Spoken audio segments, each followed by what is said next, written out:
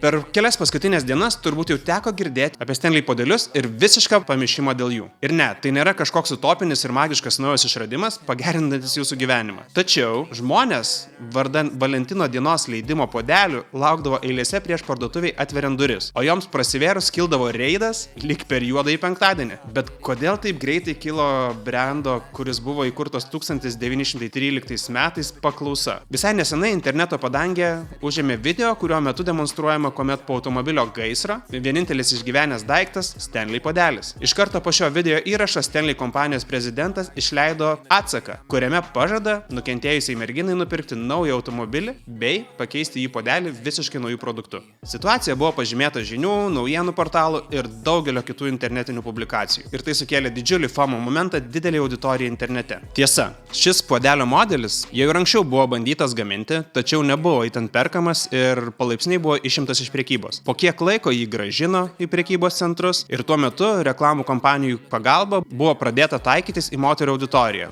kuris super greitai tapo itin jauna ir sparčiai išpopuliarėjo tarp mokyklinio amžiaus auditorijos.